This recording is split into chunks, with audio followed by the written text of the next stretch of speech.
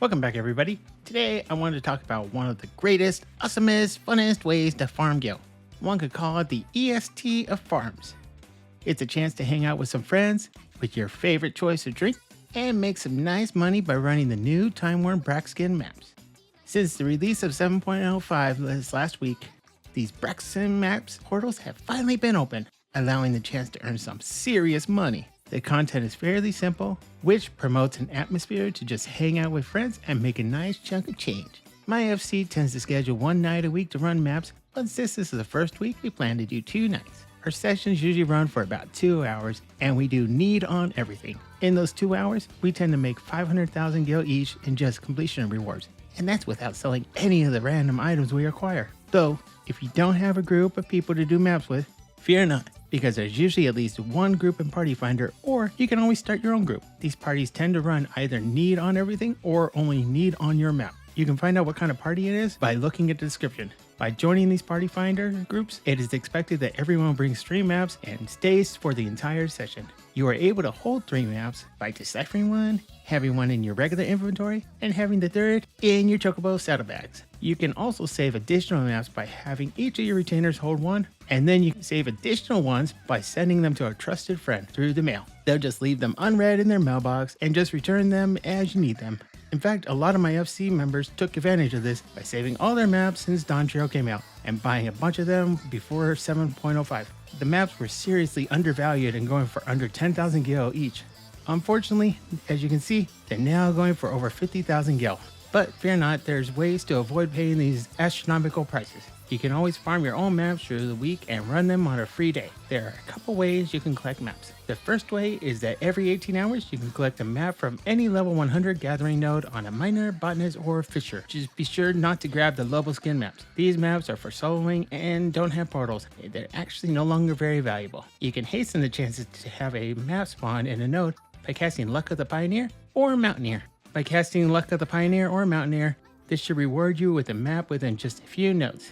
The other way to gather a map is by completing Chloe's weekly scam, her Wondrous Tales. Fortunately, it doesn't require any lines. It's just the generic reward you can choose by completing all 9 out of 9. So, if you gather a daily map and do your Wondrous Tale, you can gather at least 8 maps a week, and you'll have no need to spend any money buying them off the market board. If you need help unlocking maps in the game, you can check out this video where I go over all the steps. I'll link it in the description as well. Now, once you decipher your map, you'll need to find where your treasure map is located on the map. I've also added a link to a website that features all the map locations, and the website tends to have minimal ads. Makes it a great site for me. This is the website that I use to help find all my locations, especially during this first week when everything's brand new to me. Once you have located your hidden map location, you'll need to cast Dig to reveal your treasure map. You'll then have to kill a few groups of mobs before you can get the loot. The main thing we're looking for is a portal. That's where the money is. Portal is a 5-floor instance with loot and monsters on every floor. You kill the mobs, you get the loot. Roll off on any special loot. Like I said, we're doing need on everything. And then you get the choice between 2 doors. One of these doors allows you to progress to the next floor, and the other door kicks you out. My rule is to always go left until you should have gone right. Just remember, 60% of the time, it works every time. That doesn't make sense. And then you'll continue clearing each floor. Sometimes you'll be given a chance to play high or low. As you can see, in this example, my card is 3, so naturally the easy win is choosing high. And of course, the new card is a 1, and I lost. Yay! Hopefully, with a little bit of luck, you'll reach the 5th floor, and you'll have a chance to fight a special gold boss and receive extra rare rewards. Over the 2 days, I've seen this moth once, and I've also seen an iguana boss 2 times. Not sure of any other last floor bosses yet, but I'm assuming there's at least one more because they like to do things in 3s. Now, this is the point where you actually may have to pay a little bit of attention because these bosses actually have mechanics. You might actually have to put your drinky drink down and attempt half decent rotation. Don't stress too much. There's always somebody there that's going to do the work for you. But once they're dead, gets the good loot. And then watch as half your party leaves the instance before you're able to take your group picture like we asked before we left. Oh well, hopefully we get to the 5th floor later and can do it again. So we continue doing these maps for about 2 hours and just hang out and have fun while making some nice gil, both from rewards and rare loot. In fact, some of the rare loot I have seen so far include the Mammonite, which is now going for about 200,000 gil each. These eggs are used in crafting the Scientist Glamour set that was unlocked in the Master Craftsman 11 books.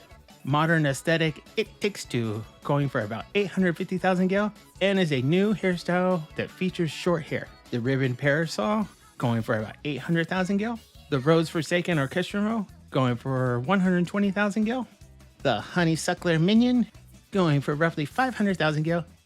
And last but definitely not least, the Twilight Gemstone, which are going for 3.6 million gil each. The reason for this is because these gemstones are used to buy the new mount. The mount costs 3 gemstones to buy, and it's called the Quetzalcoatl Horn. You can buy this new mount from the miscellaneous vendor Shepya, located in the second city of Dawntrail.